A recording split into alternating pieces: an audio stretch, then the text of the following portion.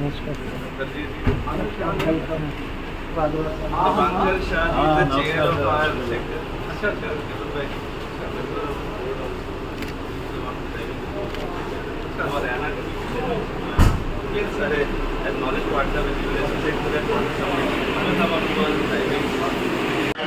that this was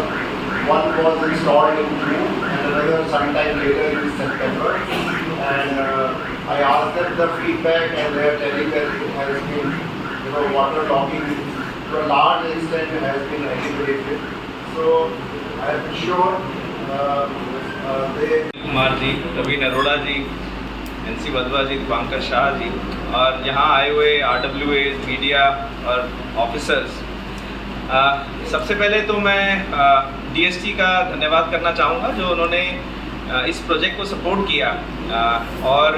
आज हमारे centre के चेयर प्रोफेसर दीपांकर जी, मुखर्जी जी और निधि जो इस प्रोजेक्ट की PI रही, I think the way they have implemented it on ground, and जिस तरह से काम हुआ वो काम अपने में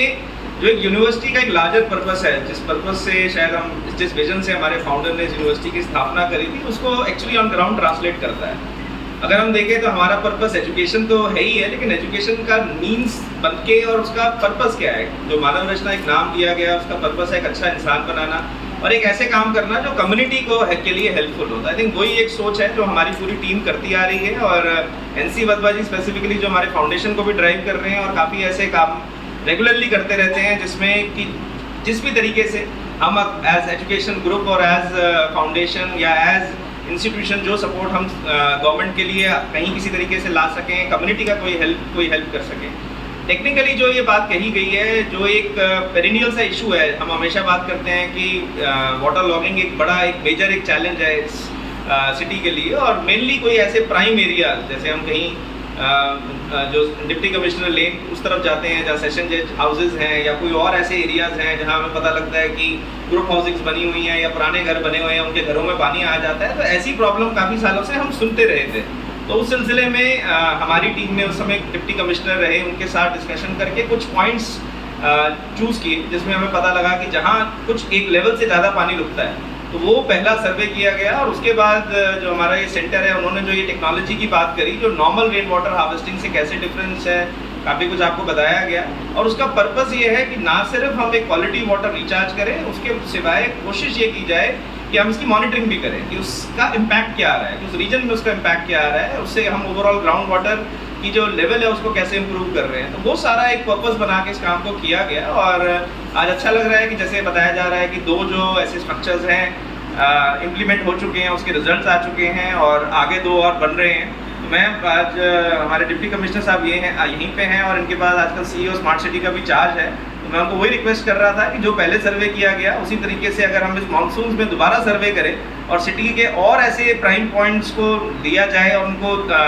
मतलब देखा जाए, और इसको प्रूफ ऑफ कंसेप्ट समझ के इसका जो आउटकम है उसको स्टडी करके एज टेक्निकल सपोर्ट हमारा सेंटर पूरा सपोर्ट इसको देता रहेगा। और अभी भी इसकी मेंटेनेंस का भी बीड़ा 2-3 साल इसलिए लिया गया है ताकि हम इसकी मॉनिटरिंग करके फिर इसको प्रॉपर्ली हैंड ओवर कर सकें। तो जो भी इसमें ट्रेनिंग है या जो सपोर्ट है या लर्निंग है, वो लर्निंग हम आपको दे सकते हैं, और उसका बेसिस बना के अगर हम पूरे सिटी में 1 साल के अंदर एक मुहिम चलाएं कि हाँ हम जितने प्राइम एरियाज़ हैं उन एरियाज़ को सिमिलर वे में ट्रीट करें, अगर ये रिजल्ट देते हैं। हमारी जो स्टडी कहती है कि ये रिजल्ट दे रहे हैं, पिछली बार भी इसका रिजल्ट अच्छा आया। उम्मीद करते हैं कि इस मानसून में भी हमें और पता लग जाएगा कि हम इसके क्या आउटकम्स हैं, और कोशिश है कि भी जो हम बेस्ट शहर के लिए कर सकें वो हम करते आ रहे हैं। और जिस तरीके से शहर के सारे लोग हमेशा मानव रचना के साथ खड़े रहे हैं, हर इनिशिएटिव में खड़े रहे हैं, मैं उम्मीद करता हूँ वैसा ही सपोर्ट हमें मिलता रहेगा। मुख्य अतिथि श्री विक्रम सिंह जी, मंच पर आसीन मेरे गुरु दीपांकर शाह जी और अन्य सप्रांत नागरिक अधिकारीगण, DST से आए हुए अधिकारी, वो अधिकारीगण कर्मचारीगण जो अदर डिपार्टमेंट से इस फंक्शन में शोभा बढ़ाने के लिए आए, आप सभी को मेरा वंदन। अपनी बात में प्राइम मिनिस्टर साहब के विजन से शुरू करूंगा। 2017 में प्राइम मिनिस्टर साहब ने अपने विजन के हिसाब से 2 अलग अलग विभागों को मिला के एक जल शक्ति मंत्रालय की संरचना की, और उनका जो विजन था वो ये था कि पानी का कम से कम इस्तेमाल हो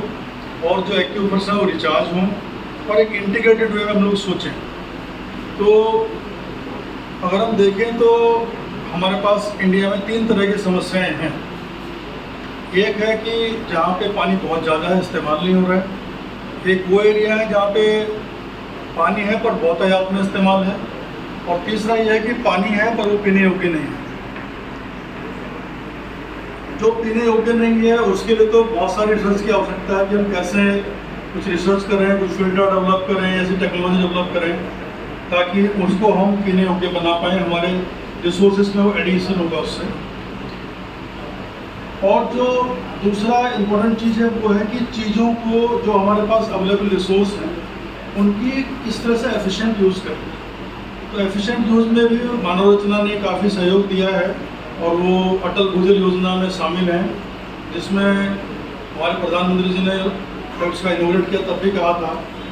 कि हम बाल्टी से पानी पिलाते हैं पौधों को जिनको चम्मच से पानी पिलाने की आवश्यकता है। तो एक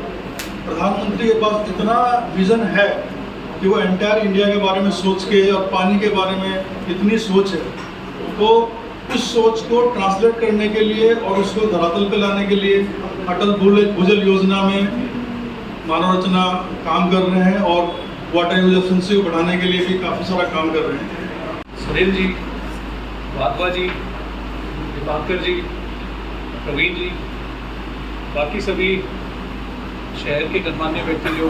आज आए हैं और साथ ही मीडिया कर्मी। आज जैसे कि 2 प्रोटोटाइप जो यहाँ पे बनाए हैं उनकी इनॉग्रेशन का जो समारोह रखा है यहाँ पे आज, तो सबसे पहले तो मैं उसमें मानव रचना को और हमारे DST को और साथ ही जो जितने भी लोग इसमें इन्वॉल्व रहे उन सभी को मैं बहुत बहुत बधाई देना चाहूँगा कि जो एक भारी समस्या रहती है वाटर लॉगिंग की पूरे फरीदाबाद के पूरे शहर में या फिर बाकी भी कहें पूरे भारत के सभी शहरों में भी, तो उसमें जो हमारी पहले जो टेक्नोलॉजी थी या पहले जो वाटर हार्वेस्टिंग स्ट्रक्चर हम बनाते थे तो उसमें कहीं ना कहीं कोई कमी देखने को मिली कि वो हर साल क्लॉग हो जाते थे या फिर टेक्नोलॉजी इतनी ऑब्सोलीट थोड़ी हो गई थी कि सही से काम नहीं कर पा रहे थे वो। तो इसमें स्पेशली ध्यान देके और जो ये प्रोटोटाइप बनाए गए और इसके साथ ही 3 साल की इसकी मेंटेनेंस भी इंक्लूडेड है और मॉनिटरिंग भी साथ में कर रहे हैं कि कैसा पानी नीचे जा रहा है और कितना ग्राउंड वाटर लेवल में चेंजेस आए। तो इसके लिए मैं सभी जो भी इन्वॉल्व लोग हैं इन सभी को बधाई देना चाहूँगा। और साथ ही जैसे आगे भी प्लान है कि इसी तरह के स्ट्रक्चर्स अगर ये सक्सेसफुल रहता है, जैसे लास्ट ईयर कुछ टाइम मानसून में हमने देखा था और इस साल पूरी मानसून रहेगी इसमें, तो ये सक्सेसफुल रहता है और बेहतर परफॉर्म करता है जो पहले हमारे स्ट्रक्चर्स हैं और जैसे कि हमें लग भी रहा है कर रहे हैं, तो आगे पूरे शहर में भी इसको मॉडल को रेप्लिकेट करने के लिए तो वो मेरा आग्रह रहेगा। यहाँ पे जैसे इरिगेशन से भी अधिकारी आए हुए हैं, एक्शन साहब PWD से आए हुए हैं यहाँ पे, तो उन सभी से भी और डिस्ट्रिक्ट लेवल पे भी हम टेकअप जरूर करेंगे इसको। साथ ही वाटर लॉगिंग का भी मैं, क्योंकि मानसून का सीज़न चल रहा है और टॉपिक आज का यही है, तो उस पर भी मैं थोड़ी चीज़ें शेयर करना चाहूँगा आप लोगों से। जैसा कि देखा गया फरीदाबाद का जो स्लोप था वो अरावली से लेकर यमुना तक का था पूरा, पर बीच में जो कंस्ट्रक्शन आ गई या फिर थोड़ा बहुत कई जगह इलीगल कंस्ट्रक्शन भी हो गई वो, तो उसकी वजह से या फिर जो पाइपलाइंस थी जो बनाई गई थी पहले वो चौक्ड हो गई, तो उसकी वजह से जो फ्लो था, नेचुरल फ्लो था, वो कहीं ना कहीं बाधित हो गया वो। तो कई पॉकेट्स में जल भराव काफ़ी ज़्यादा हो जाता है, जैसा आप सभी देखते ही हैं। तो हमारी कोशिश इसमें यही है कि किस तरीके से जो हमारी ड्रेनेज है या फिर स्टॉर्म वाटर ड्रेनेज है या नेचुरल फ्लो है जो पानी का, उसको मेंटेन करें। अब की बार भी हमने काफ़ी कोशिश करी है सभी डिपार्टमेंट को इन्वॉल्व करके, चाहे वो FMD हो, चाहे MCF हो, चाहे NHAI हो, चाहे PWD हो या इरिगेशन हो, तो सभी को इन्वॉल्व करके हमने प्लानिंग अभी बनाई है। और स्पेशली एक चीज़ मैं आप सभी को भी बताना चाहूँगा कि NHAI, क्योंकि हाईवे पे आप देखते हैं कि काफ़ी पानी भरता है, तो चेयरमैन NHAI संतोष जी के साथ में एक मीटिंग मैंने पर्सनली करी थी दिल्ली जाके, तो उसमें सर को प्रपोजल दिया था कि कैसे कैसे यहाँ पे हम पानी का जो जल भराव है उसको रिड्यूस कर सकते हैं और आने वाले समय में लॉन्ग टर्म प्लानिंग के साथ में उसको ख़त्म ही कर सकते हैं। तो I am happy to share that कि सर की तरफ से पूरा सपोर्ट है और उनकी तरफ से ये भी कहा गया है कि चाहे कितने भी पैसे लगे उसमें, चाहे 50 से 60 करोड़ भी लगे। I took a proposal of around 40 crore में, तो उन्होंने कहा कि चाहे 50 से 60 करोड़ रुपए भी लगे और इसका परमानेंट सॉल्यूशन करेंगे। तो आप देखेंगे अगर तो हाईवे पे कई जगह काम भी चल रहे हैं, अंडरग्राउंड जो पाइप हैं उनके काम चल रहे हैं, जैसे बाटा चौक पे चल रहा है, नीलम चौक पे चल रहा है, इसमें सरपंच कॉलोनी के पास में चल रहा है, कई जगह पाइप डाल रहे हैं। इसके साथ ही अब नया हाईवे जो बन रहा है तो उसमें भी हमने 5 जगह जो हमारी तरफ से प्रपोजल था 1200 mm की लाइन क्रॉस करने के लिए डाली जाए वहाँ पे, क्योंकि एक बार हाईवे बन गया उसके बाद डालने में दिक्कतें आएंगी। तो ये सारी प्लानिंग हम कर रहे हैं, साथ ही MCF को भी ऑन बोर्ड लेके, FMDA को भी ऑन बोर्ड लेके, जो सेक्टरों में भी जल भराव होता है तो इसकी भी जो डिस्पोजल्स हैं हमारे, चाहे सेक्टर 17 में हो, चाहे सेक्टर 14 में हो, आगे 11 में हो, 7 में हो, 4 में हो, तो उन सभी सेक्टर्स के जो डिस्पोजल हैं उसमें 2 समस्याएं सामने आती हैं। एक तो कैपेसिटी थोड़ी कम थी क्योंकि जितना जल भराव होता है वो निकाल नहीं पाते वहाँ से। सेकेंडली बिजली की समस्या रहती है या फिर जनरेटर उस टाइम पे ऑन नहीं हो पाते, तो उसके लिए भी 24 घंटे लोगों की वहाँ पे ड्यूटी लगाई गई है, इस मानसून में पूरी रहेगी और डीजल की पूरी व्यवस्था रहेगी। जहाँ पे इलेक्ट्रिक कनेक्शन नहीं थे वो हमने दिलवा दिए आपकी बार, तो इसकी भी पूरी प्लानिंग हम कर रहे हैं। तो वापस आते हुए रेन वाटर हार्वेस्टिंग स्ट्रक्चर्स पे, तो आप सभी से भी मैं, आप मीडिया कर्मियों के माध्यम से मैं सभी लोगों से भी, फरीदाबाद के लोगों से आग्रह करना चाहूँगा कि सरकार के द्वारा भी मैंडेटरी है कि 500 गज के ऊपर या तो हुड्डा सेक्टर में या इंडस्ट्रियल सेक्टर में अलग अलग एरिया के ऊपर वाटर हार्वेस्टिंग स्ट्रक्चर लगाने ज़रूरी है। जिन लोगों ने अपने इंडस्ट्री या घर बनाए उन्हें लगाए भी हैं, परंतु क्या होता है, देखने में क्या आता है कि एक बार कंप्लायंस के लिए वो लगा लेते हैं, बोरिंग करके एक बार लगा लिया, वो दिखा लिया, पास हो गया, वेल एंड गुड। उसके बाद में क्योंकि ह्यूमनली भी पॉसिबल नहीं है या डिपार्टमेंट के लिए भी पॉसिबल नहीं है कि हर स्ट्रक्चर को जाके देखें कि उसमें क्या हो रहा है। कई लोग उसमें रेन वाटर हार्वेस्टिंग स्ट्रक्चर के बजाय उसमें बोरवेल लगा देते हैं। तो ये मॉनिटरिंग हमें खुद करनी पड़ेगी इस चीज़ की कि वो जिस चीज़ के लिए बना है या फिर जिस